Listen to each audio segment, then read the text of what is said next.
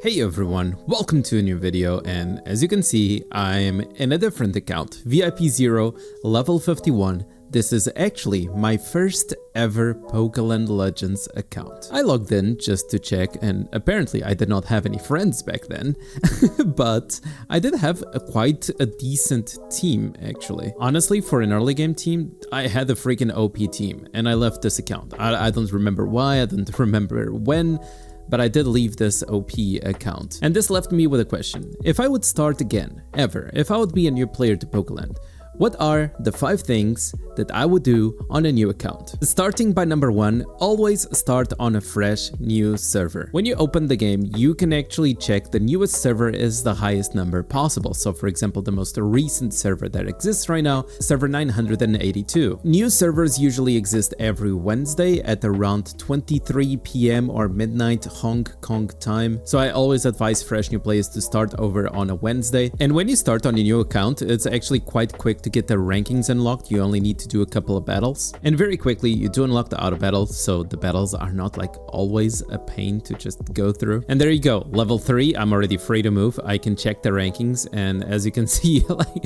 okay, people already just recharged and spent a lot for a single day, but we can also check the total powers, and as you can see, power 120Ks. This is a fresh new server, it opened yesterday. The thing number 2 that I would be doing, and I was already doing on this account, is that I want to progress as fast as possible. And by progression, I mean I want to level up my account as fast as possible. And to level up your account, you need experience, so let me tell you the ways that you get experience in this game. First of all, any VIT that you spend is direct experience. So if I go to the trial, I go to Explore, and I go to the Safari, and I do, let's just say, I do it 10 times over here. 10 times 30 is 300. My account just got 300 experience. And as you can see, I'm still level 1 with 700 over there, but I also completed a daily mission, which is point number 2. On the bottom menu, we can go and click the missions, and you can see all the missions that you have available. And every day you have some specific missions that you can do. And those daily missions, as you can see, they award you with EXP. So if you are on a new account, you always want to do all of those daily missions every day. Also, since you want as much of it as possible, remember that if you have a lot of friends, you can send and receive VIT from friends. I cannot showcase because I don't have any friends over here. And also on the arena, we go to the ranking. Every single day, you can praise 3 players for 30 VIT. You also have the Pikachu friendship, where you can claim 300 VIT every day. And if you miss this VIT, you can actually buy it back later with diamonds on the retrieve resources.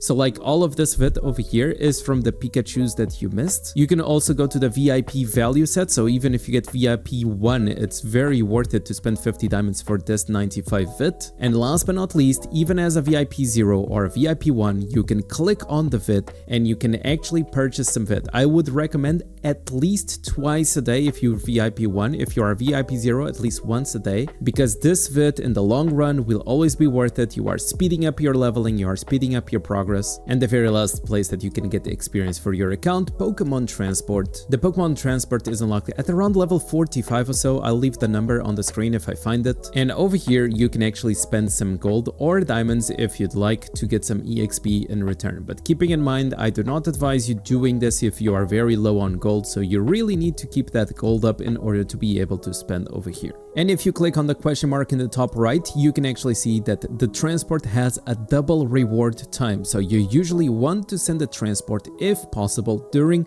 the double rewards. Tip number 3, on the diamond capsule, don't be scared to spend your first 10,000 diamonds over here to get 2 guaranteed legendaries. I have a very old video but still effective on how to get legendary Pokemon in Pokeland Legends, and on a fresh new account that never spent diamonds on the diamond capsule before, you get the guaranteed legendary at the first 5,000 and 10,000 diamonds that you spend. So you can actually be insanely lucky like me and pull off a complete fire team if you're lucky enough, but even if you get something like a support support legendary Pokemon. Imagine that you get the Mesprit, imagine that you get, for example, a Jirachi, or even something like a Celebi. All of those are decent support Pokemon and will probably help you a lot through your game. Speaking of helping through your game, play cross-server team as much as possible. As you can see, me on this new account, I never played cross-server team. I was completely new to this and I had no idea how to play this mode. I'm not even sure if this game mode existed. And playing cross-server team has a lot of benefits, a lot of rewards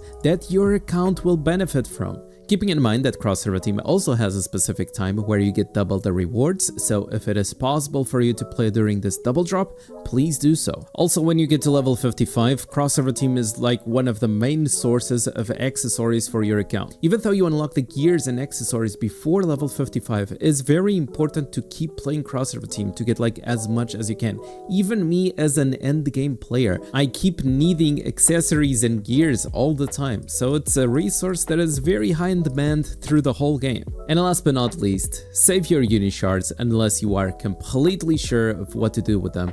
There's a lot of players, they recharge, they get firebooks, they get a couple of Unishards, and what do they do with those Unishards? They go over here and they summon random Pokemon that can actually be summoned with Unishards. Also keeping in mind that every time that you do it 10 times in the capsule, you can also have the chance of getting shards, which I didn't get a single one, of course, because I'm recording a video, why would I? But as you can see, I have shards from previous summons, such as the Magikarp. For some reason I have Melton and Spell of the Unknown, that was probably an event. And all of those shards, for example the Magikarp ones, imagine I don't want this, they can be converted to Unishards. And those Unishards at the time that I'm making this video are the most important resource of the game. When you are low level, you cannot actually see all the Pokemon that are available in this game. There are actually stronger Pokemon forms, just like a Resonance and Overlord, and players usually want to aim for Overlords for their first teams. Very popular overlords such as Overlord Latias and Overlord Latias, they do cost Unishards to obtain the Overlord stickers. So not only you want to save Unishards for a possible Overlord for your teams, which are potentially like your endgame teams, but also you want to save Unishards for the most important resource of the game, Strike Cards. Strike Cards are exchangeable for Grounded Books, Fire Books, and Unishards, and they are the reason why you usually see Pokemon so strong in terms of stats. If there's a player that out of nowhere in your server gets insane amounts of stats, like insane amount of speed,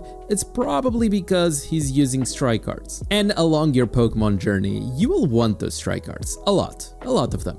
That's it for me for today's video. I hope you guys enjoyed, and I really hope it helps on those who are starting your Pokeland journey. If you enjoyed the video, don't forget to leave a like, subscribe, all that good stuff, and I'll see you guys on the next video.